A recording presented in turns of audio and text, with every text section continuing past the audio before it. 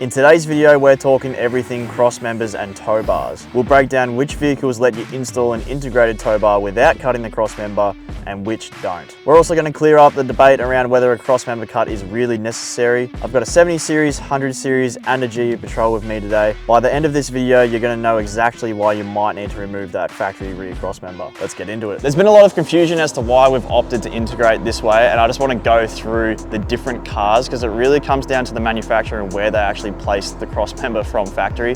So unfortunately, if you have an 80 series, 100 series or a 105, you don't really have an option because it just comes down to where Toyota placed that rear cross member. So realistically, there's three ways to integrate a tow bar, and essentially that is under, which is what you most commonly see. So all your factory tow bars, which is what this is.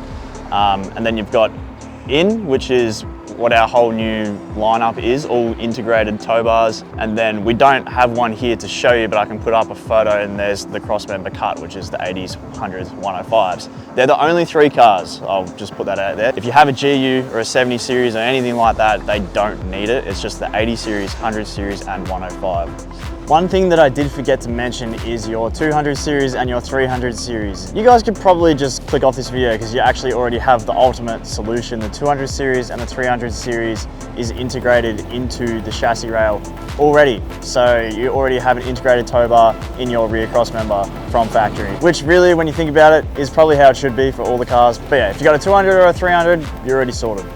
Why do you need to remove the rear cross member to fit a tow bar integrated into the bar on those three cars? I mean, technically you don't. You could put it in front of it, but we're just gonna do a quick measurement and show you why that is a pretty pointless idea. First off, this is the bit of SHS. This is your tow bar essentially, and this goes all the way across. So if you come over here to the GU, this piece of SHS is up in there, behind that, and it goes the entire length. That is your tow bar. That is the safest way to do a tow bar. It's the strongest. It's 5mm thick, 75 by 75. You gotta remember, these are rated to the maximum tow rating of your vehicle, and for a lot of them, that's 3.5 tons. That's a lot of weight. So the next thing you need to consider with the tow bar is the length of the tow receiver. Basically, as a general rule of thumb, the minimum length you can go is 150mm. We go slightly longer just because it's stronger and safer. So Toyota do the minimum of 150mm, and we're gonna show you more or less what that's gonna look like on the whole different range of cars that we have behind me. With the first style of tow bar that we spoke about, which is the underneath like that, if you were to integrate that into the rear bar, it's more or less going to be the same thing, just one piece.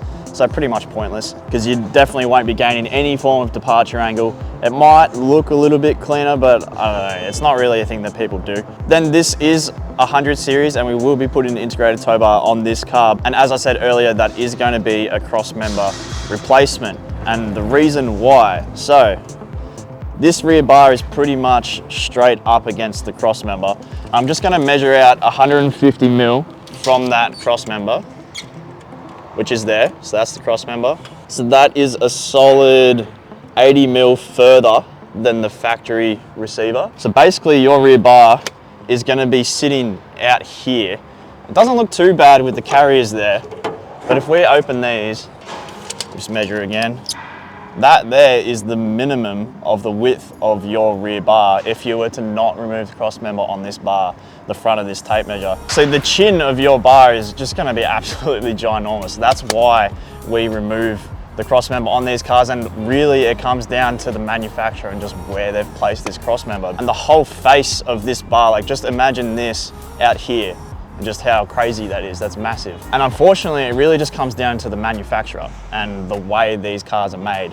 This rear cross member is behind the body of the car, which is not the same for the 70 series, which we're gonna go over in just a second. Let's do some visualizing. Cross member's roughly here. You have to put that out there, plus your receiver.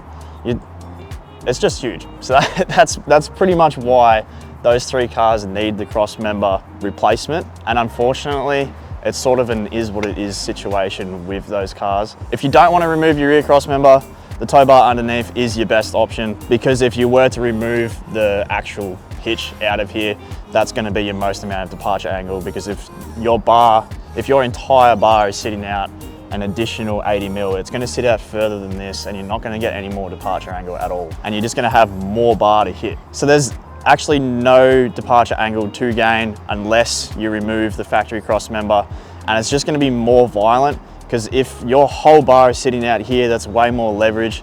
And now instead of just this that you're going to be hitting, you can also hit it out here, and that's just so much leverage where it shouldn't be. That's essentially the downfall of 100, 105 and an 80 series, is the factory location of that rear cross member. Now, I am a Toyota man at heart, but one thing that Nissan have done better than the Toyotas is where the factory rear cross member is.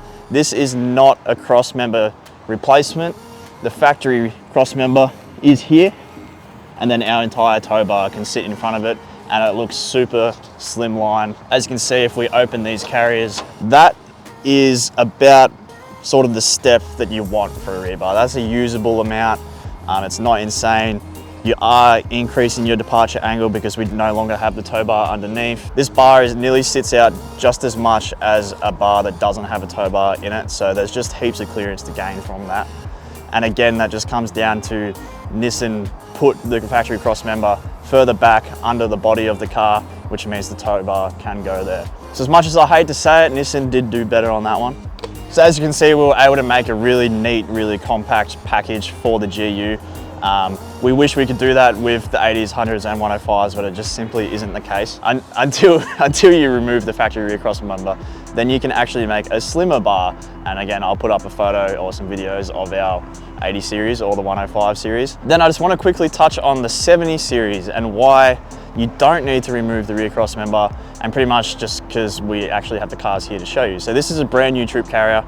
This is the rear cross member here. As you can see, it's basically in line with the body.